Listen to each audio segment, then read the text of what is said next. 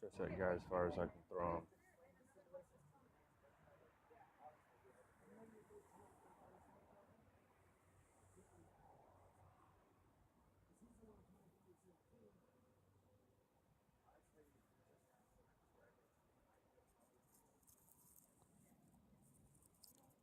Oh.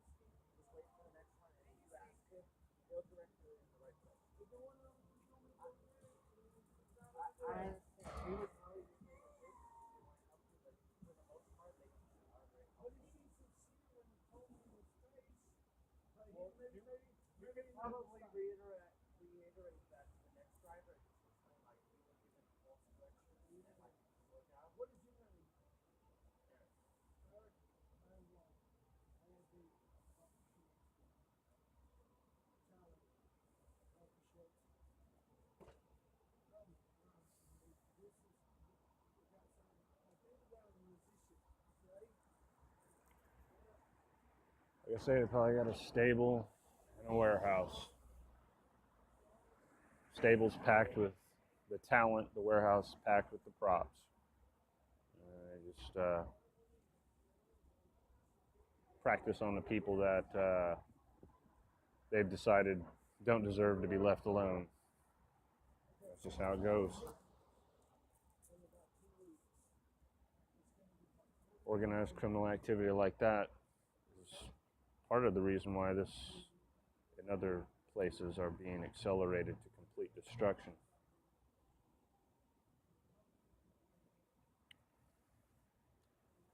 You can only invert image and substance so much. You can only cause so much widespread hypocrisy.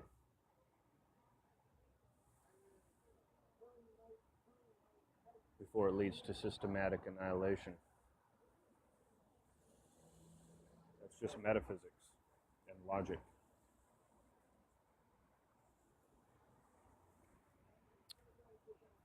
It's also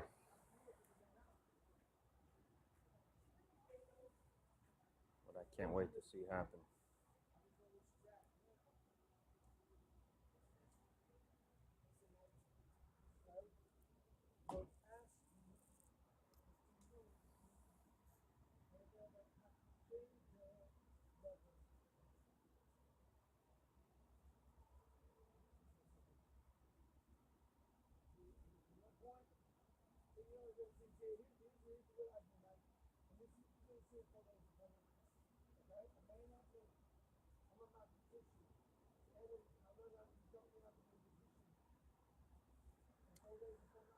I have to believe psychotronics is heavily involved to account for plausible deniability.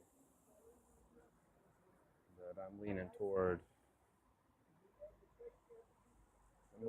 targeted intel dissemination. That way, keywords and catchphrases can be integrated into the theatrical scene.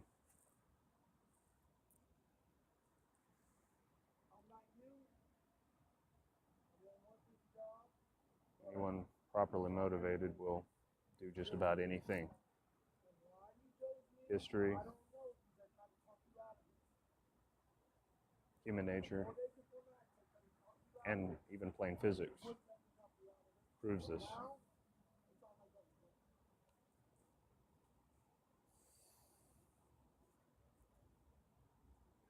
It's a situation that must reach its proper end by going through its proper course. All it takes to initiate it is the proper motivation, as we say.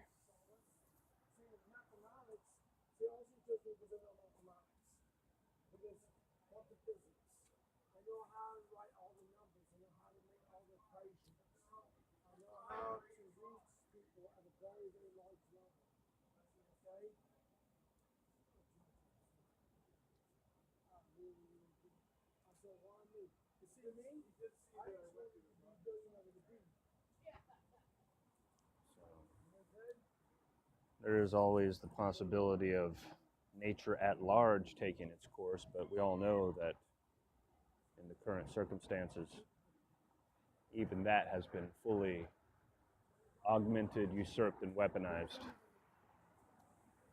So those lines have been so thoroughly blurred that now the proper course of assessment is to assume that it's a mixture state weighted in favor of the systematic exploitation of tendencies already prevalent in the courses of events, hence steering them outside the proper channels they would have reached if left to their own devices.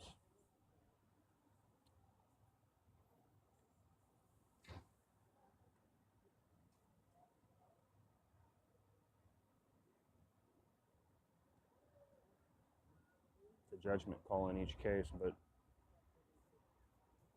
judgment based on empirical evidence and valid logic overrules any testimony.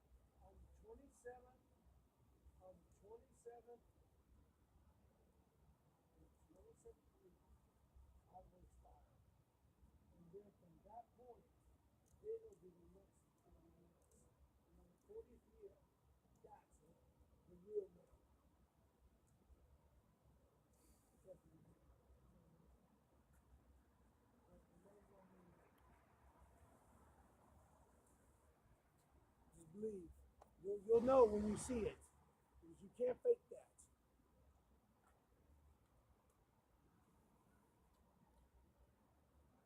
You have witting and unwitting participants in the program, as usual. Witting participants are usually the handlers or the upper echelons of the controlling aspect of it. The performance aspects are usually performed by the more unwitting participants. In other words, psychotronics, implants, chemical and biological manipulation of the psychological behavior and physical behavior of the specimen are usually all involved. These circumstances force matters into a congested phenomenology, which is known by the ancients even as the inversion of inversion.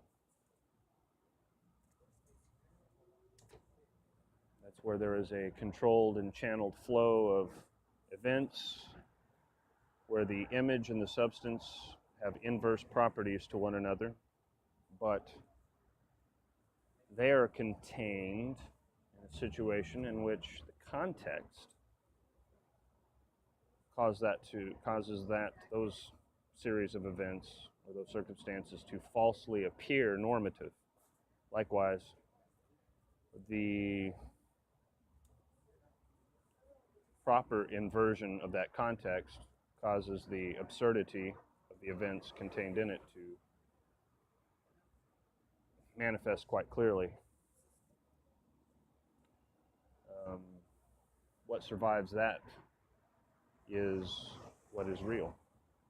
And that's the essence of transmutation in this context. Of course, given that real-world actors straddle the overlap between, well, as you would say, the natural and naturally occurring talent, if you will, the characteristics of nature, and the artifice of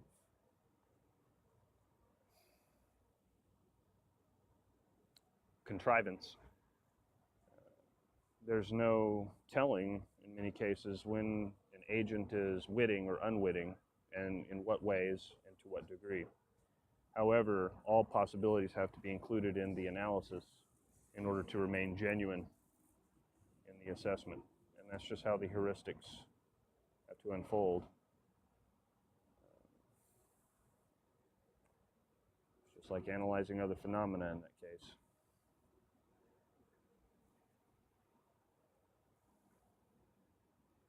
In other words, for example, a theatrical actor is a real person who has a real talent at portraying things that really occur, but they're not really occurring in the portrayal. Only the most extruded, artfully produced, and superficially perceptible aspects are manifested.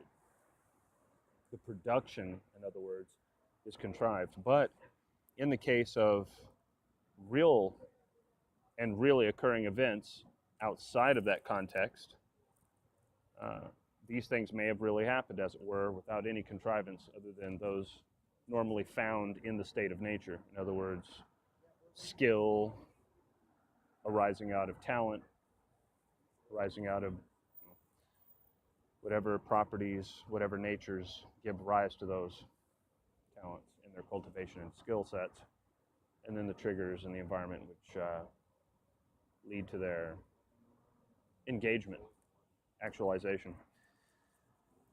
That context was real, and in that context, the artful representation of events was developed in order to, well, give, in some cases, an entertaining portrayal of real events. Likewise, in some cases, in the case of attempts at persuasion, to convince an audience of the meaning and significance of events which have really happened or which might really happen, or in the case of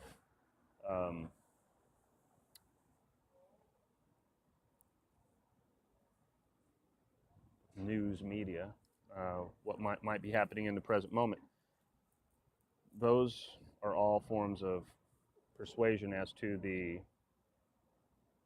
supposed facticity or possibility of real events. Concerning the domain of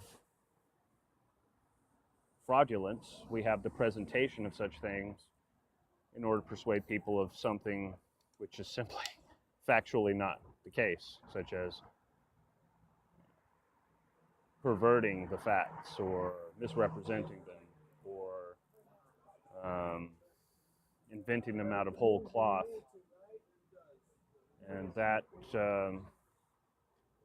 that's meant to convince people of the premise real events have occurred, are occurring, or will occur, in order to persuade them to act or perceive actions in a certain way, sometimes simply not to act. All those possibilities included in the heuristic of analysis, assessment, and evaluation lead to a product, which is a matrix of possibilities, which can be ground to the most likely based on including further evidence over time.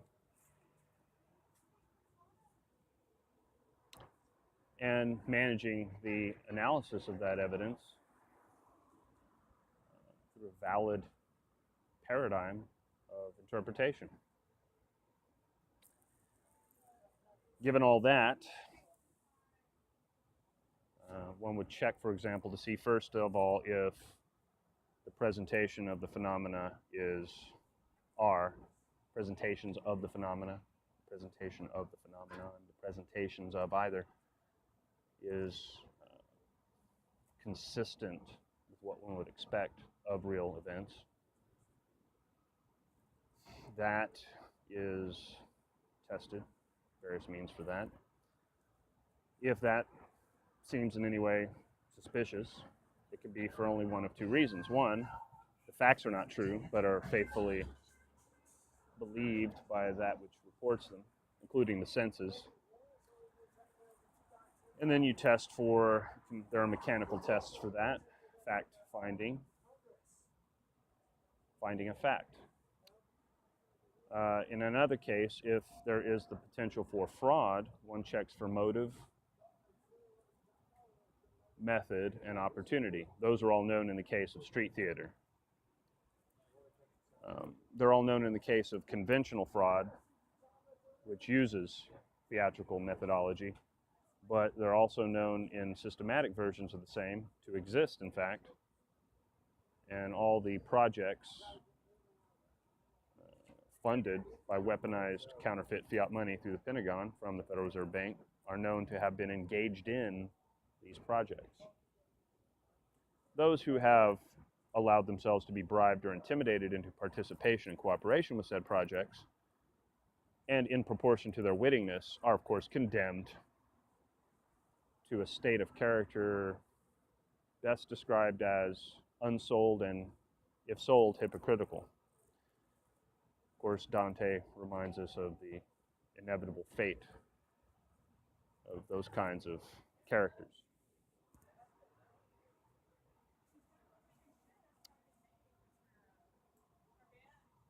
If unwitting, there is the possibility of purgatorium, but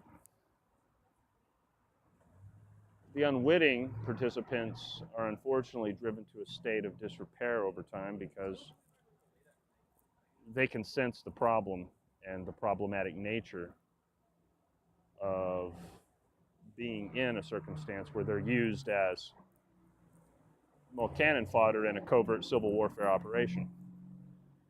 This leads them to sometimes extreme behaviors resultant upon innate instability, often brought on by trauma as well as the trauma of their situation. And this worsened by circumstances of substance abuse and, of course, as mentioned, other catalytic agents such as psychotronics, chemical warfare, biological warfare, and various other warfare modalities, their effects being exponential in proportion to their covert application to the targeted individuals, who at this point are just about everybody ambulating and breathing. All that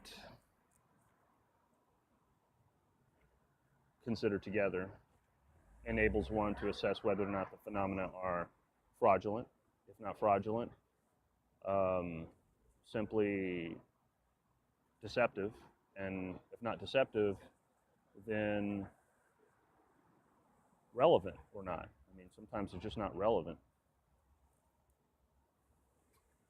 And there are other procedures for dealing with that, which have to do with a person's own assessment and evaluation of what matters to them and the integrity they keep with that.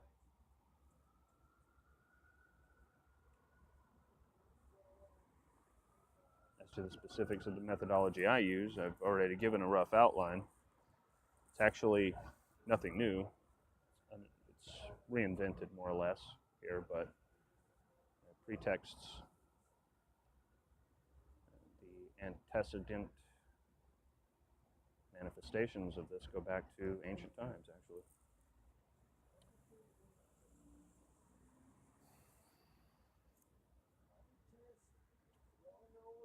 Those involved, again, in proportion to their wittiness, no matter what their excuses or pretexts or pretenses, have a dire fate waiting for them, both in the flesh and after the flesh.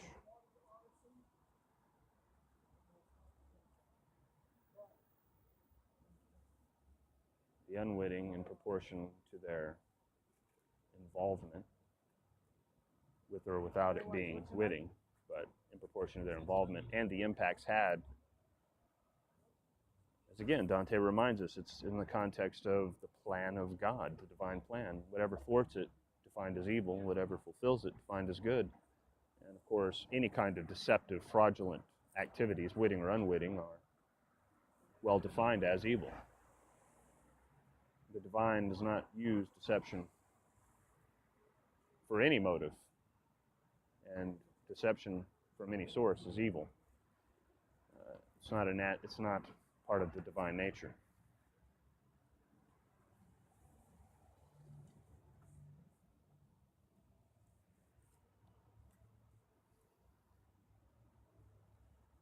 I mean, there are men who will chop down trees with their bare hands all day long for a humble pay. Is it really far-fetched to believe that with the proper motivation, someone will portray evidence falsely or manipulate perceptions for any given purpose, even if it's only to aggregate data or to further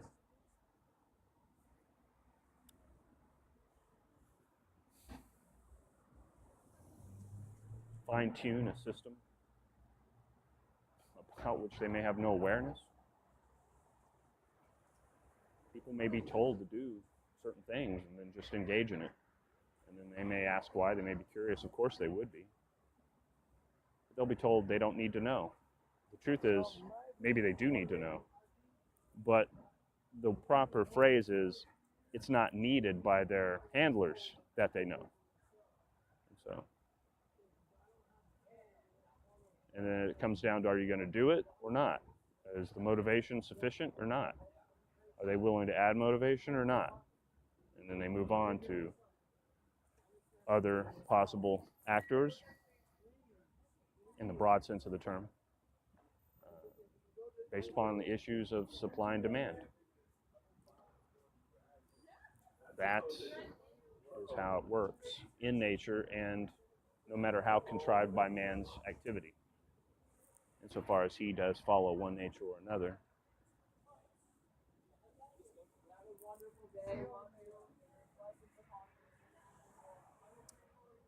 Now, again, we see that the theatrical aspects found for entertainment are highly incentivized in some cases, and talent applied in those quarters portray events rather convincingly within the context of a certain amount of suspended disbelief and a lot of technical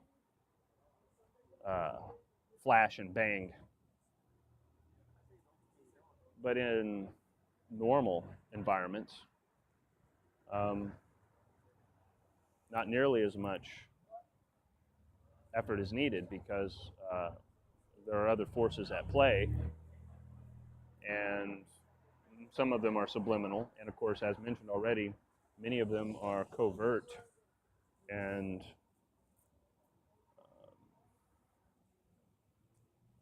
applied in ways that enhance their effect without anyone involved being accurately or even minimally aware of that.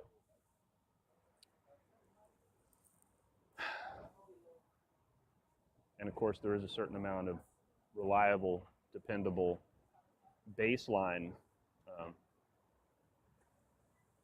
reality occurring, but in that context, one has to develop a fractal, resolving the question of how much of it is compromised by manipulation, in which case one has to create domain range relationships describing the reality of the situation as instrumental to a deception, for example.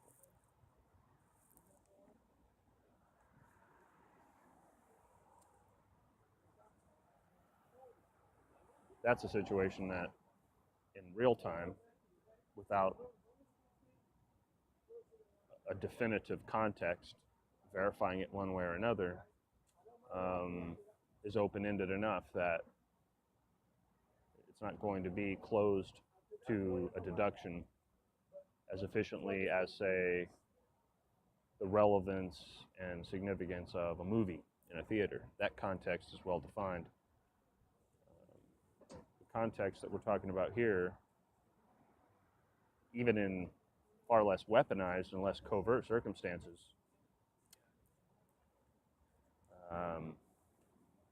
there is a depth of variation in the possible interpretations that it's pretty incredible already as is.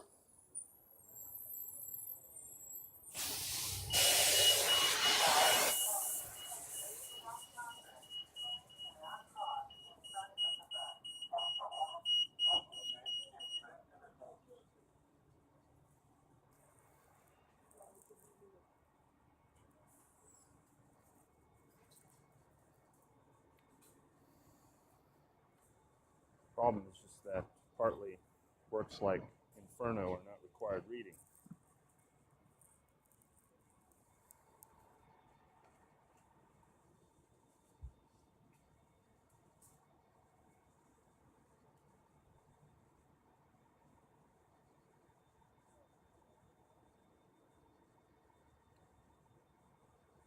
So the higher intellect loses its relevance to pragmatic and moral decision making. Those become dichotomized in corrupt circumstances, and again, the reports about the consequences of that. That's exactly the thesis of Inferno. Wow, if only it were required reading. QED, as they say. Quod erat demonstrandum.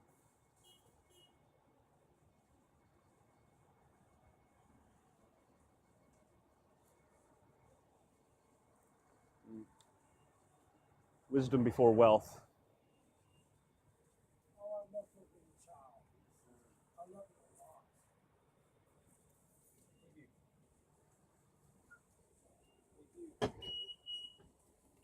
Thanks.